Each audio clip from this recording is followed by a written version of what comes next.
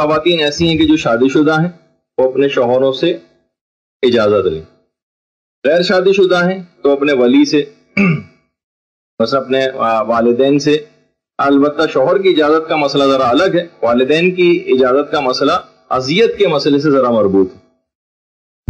بہرحال یعنی ابھی میں اس کی تھوڑی سی تفصیل میں جاؤں گا کہ اگر شوہر اجازت نہ دے رہا ہو کسی کا، یا اس کا ولی کی اجازت لڑکی کے لیے نہ مل پا رہی ہو، یا یہ کہ اس کے والدین کو اذیت پہنچ رہی ہو، تو پھر یہ سفر حرام کا سفر بن جائے گا۔ کچھ علماء شادی شدہ خواتین کے سلسلے میں کہتے ہیں، ابھی میں اختلاف مراجع میں اتنا نہیں جا رہا، کچھ علماء کہتے ہیں اگر شوہر کا حق ضائع ہوتا ہو تو اس کے لیے جانا حرام ہے، کچھ علماء کہتے ہیں چاہے شوہر کا حق ضائع نہ بھی ہوتا ہو تب بھی بغیر اجازت شوہر کی بغیر اجازت کے سفر پہ جانا یہ حرام رہے گا، کیونکہ گھر سے قدم باہر نکالنا حرام ہے۔ تو اسی طریقے سے کچھ علماء تو یہاں تک قائل ہیں اس بات کی کہ اگر عورت کو طلاق ہو گئی اور طلاق رجعی کی حالت میں ابھی ایک طلاق ہوئی اور وہ عدہ گزار رہی ہے، تب بھی اس کو اپنے شوہر سے اجازت لینی ضروری،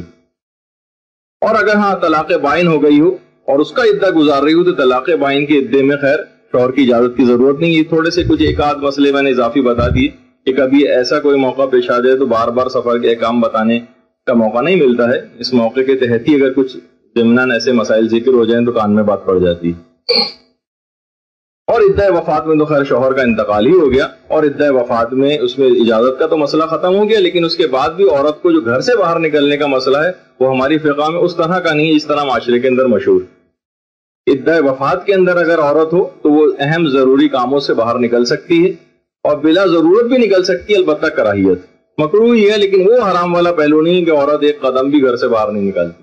اکثر علماء جو اس سلسلے میں خاموشی اختیار کرتے ہیں جان بوجھ کر، وہ سوچتے ہیں کہ چلو رہنے دو کچھ عرصے کے لیے اس کو اس غلط فہمی میں مبتلا کہ عورت کے لیے 40 روز تک یا 4 مہینے 10 دن تک گھر سے باہر قدم نکالنا حرام ہے، کیونکہ اگر یہ بے پردگی کی حالت میں اگر عورت ہے تو کم سے کم کچھ دن ہی اس غلط فہمی میں گھر میں رہ جائے اور بے پردہ نہ رہے، تو وہ جان بوجھ کر اس کا خاص فقہی مسئلہ ذکر بھی نہیں کرتے، لیکن کیونکہ آپ مدرسے کی طالبات ہیں لہٰذا اس لحاظ سے تو اس کا ہم نے ذکر کیا۔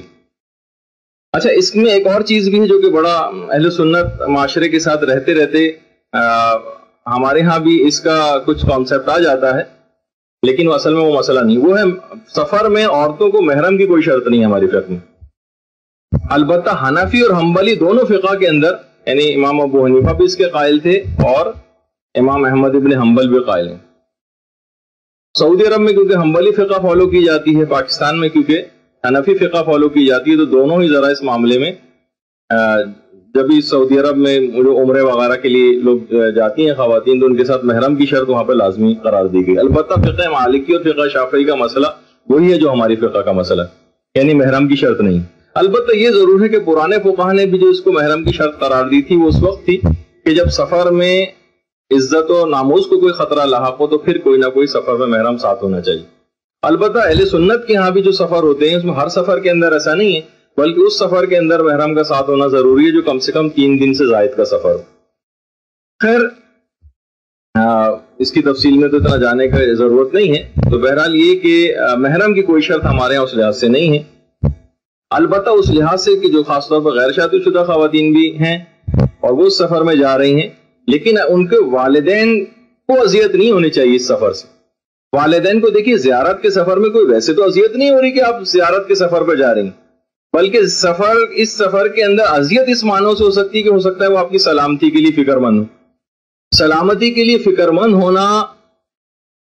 خود اس چیز میں فقہی طور پر شمار کیا جاتا ہے کہ ان کو اذیت ہو رہی۔ مثلا بیٹا جو ہے کرفیو لگا ہوا ہے اور بڑے حالات خراب ہیں اور بیٹا یہ کہے کہ میں جو ہوں نماز فجر کے لیے مسجد جاؤں گا جو گھر سے ذرا فاصلے پر،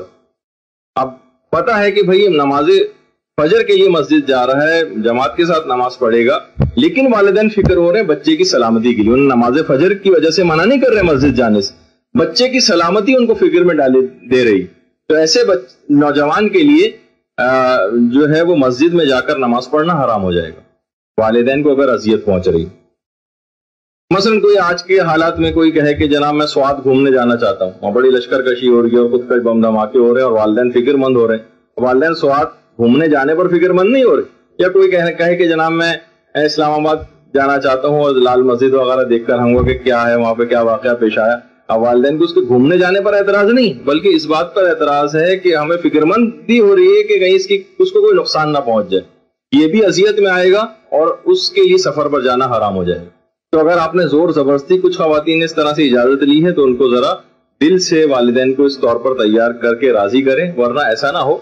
کہ سفر حرام کا سفر بن جائے. شادی شدہ عورتیں ہیں، اپنے شوہروں سے باضابطہ اور صحیح طریقے سے راضی کر کے ان سے اجازت لیں، اور اجازت ملنے اگر اجازت نہیں ملی تو پورا سفر حرام کا سفر ہو جائے گا. حتیٰ کہ سفر میں جو آپ قصر نمازیں پڑھیں گی سہولت بھی آپ سے چھین لی جائے گی اور آپ کو سفر میں پوری نمازیں پڑھنا پڑیں گی اور سفر معصیت یہ قرار پائے گا، نیکی برباد اور گناہ لازم آئے گا.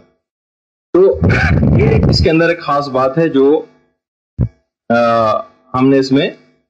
ذکر کی، یعنی گویا ویسی مثال ہو جائے گی کھایا پیا کچھ نہیں اور گلاس توڑا آٹھا نہیں. یعنی آپ کو فائدہ ثواب اور فضیلت کوئی سفر میں حاصل نہیں ہوگی کہ اگر آپ نے ان چیزوں کو اپنے کریکٹ نہیں کیا.